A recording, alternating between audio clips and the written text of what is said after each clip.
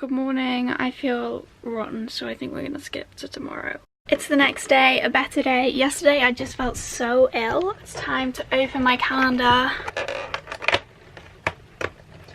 Oh, we got a walnut whip. Okay, and the joke is, why are Christmas trees so bad at sewing?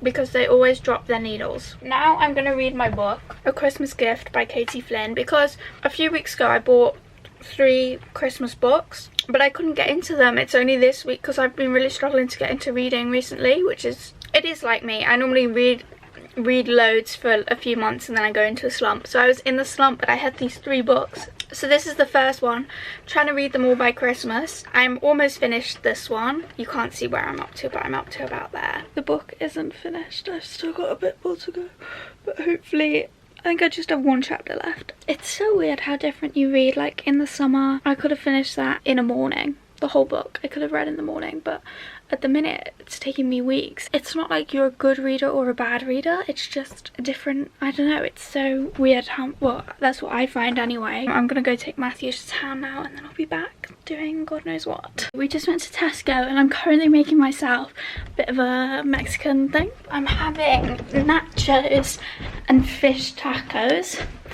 I'm going to show you my secret to really nice sweet nachos, because if you've ever been to Miller and Carter, their nachos is kind of sweet, and I don't know what they do to make theirs sweet, but this is how I make mine sweet. Nachos in, put salsa on, spread that all over, and then don't go mad, but this is the secret to make it sweet, a bit of ketchup.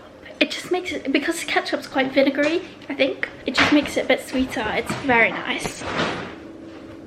And then you spread that around, put your cheese on top, put another layer, and honestly they're the best nachos ever. And now over here we've got our tacos, and then peppers, carrots, tomato, cucumber, lettuce, all going in the taco with fish fingers.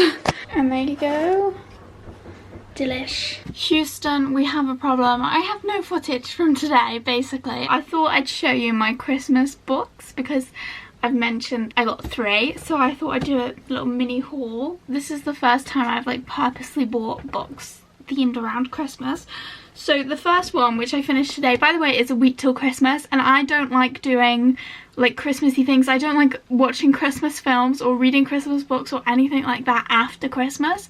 So I've got a week to finish these, and this one took me about 3 weeks, which is, like I said before, not my usual reading speed, but I'm just in a slump at the minute, but I want them read. This is the first one. It's called A Christmas Gift by Katie Flynn, and it's basically about this girl, and she lives with her mum and her stepdad, and her stepdad is very abusive, and one night she runs away and she thinks her mum is following her, but her mum is locked in the bedroom because the dad is very abusive. So her and her mum get split up, and then throughout the book they're in very similar places, but they keep missing each other. So it's like their journey to find each other, and it's set throughout the war. So they originally go missing get separated at the start of the war, but then it follows them throughout the war, and it like catches up with them each Christmas. So this is a good book. These 2 are the ones I have to read in the next week. So this is The Christmas Holiday by Sophie, that's covered by a label. Sophie, where's your name? Sophie Clare. So this is about a bad breakup, and an eternal optimist, Evie Miller, has moved to the small village of Willowbrook to finally pursue her dream of opening a craft shop. I'll just say, all these books are very the works. I got them at the works. That you can kind of tell. But sometimes I feel like a nice light-hearted read. When I bought these, I think I was reading Silka's Journey, so I needed something a bit more light-hearted. Unfortunately, with money worries and an ex-boyfriend determined to track her down, there always is, her fresh start isn't going entirely to plan. Jack Hartwood is also looking to forget his past. What a shocker. Haunted by the loss of his wife, he's determined not to get close to anyone again, and the last thing he wants is to be celebrating this in December. The girl in this book didn't like Christmas either. It's a pattern. It's a pattern. Hoping to avoid the festivities, Evie and Jake arranged to escape Christmas together as friends in Provence. But will the magic of the season change things between them? I'm gonna take a guess at yes. Final one, which is right on my street. Christmas for the district nurses. The people of London's East End can see no end to their hardships. Even though the worst of the Blitz is over, rationing bites deeper and everything is in short supply for the district nurses, the challenges are tougher than ever. Gladys enjoys her work, but when she needs to rely on her sister Evelyn to help with the chores at home, Evelyn goes off the rails and causes a whole bunch of trouble.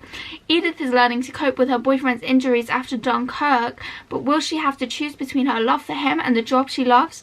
As winter draws in, can the nurses and the families and patients that rely on them find the strength to carry on? I should hope so. I feel like they will. I don't know. I mean, these books that have like a face on them, they get a bad rep. I feel like they're not as bad as they seem. I used to think every time I saw a book with a face on it, I'd be like, oh, never in a million years. Like a face like that, I'd be like, oh, it's not for me. But then my auntie was sending me all these books and quite a few of them had a face on and they were some of the best books I've ever read. So I was like, hang on, maybe face books are kind of the underdog and I love them. That's what I'm going to be reading. Got to read these two in the next week, so hopefully I can speed up my reading.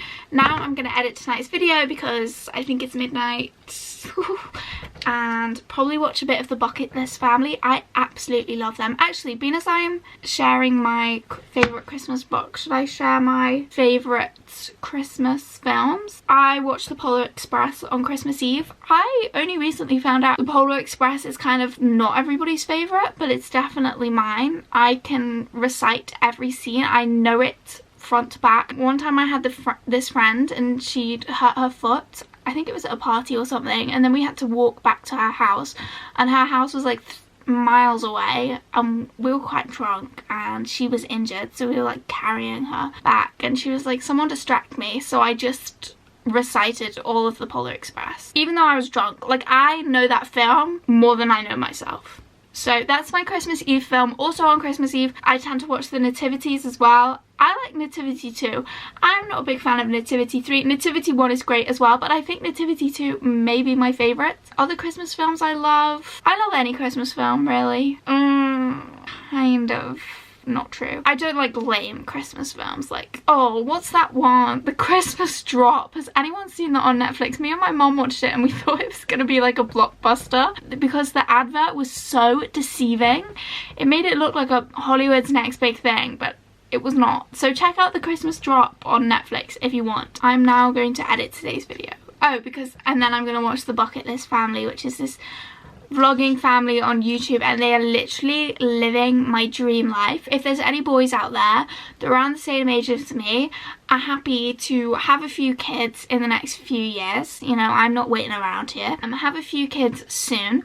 I'd have them tomorrow if you're up for it. We'll have 3 to 6 kids, and then once they're like 2 to 3 years old, the first two are 2 to 3 years old, we drop everything and we travel the world and we live like the Bucket List Family. And then we have more kids as we're going, and maybe we'll come back once the kids are in high school so they can have like a normal kind of life, but I'm not really sure. But if you're a boy and you're out there and you want that kind of family, hit me up because I'm taking applications. No one's reached out to me yet, but I feel like there's going to be a strong surge of applications soon, so get in there quick. Who wouldn't want this? Anyway, I need to edit tonight's video because it's a long one and I'm procrastinating. Yeah, I've just finished editing. Vlogmas is now caught up because I'm filming this Saturday morning because it's 2 AM Saturday morning, and I'll be posting this Saturday evening. So we're talking on the same day here, which is weird because Vlogmas started out 8 days in advance, so I'm not sure where them 8 days went to, but now we're tight, so I better not get ill. So anyway, I just went downstairs to brush my teeth and I was walking through the pitch black house. It's 2:30 in the morning. I thought everybody was asleep. It's pitch black.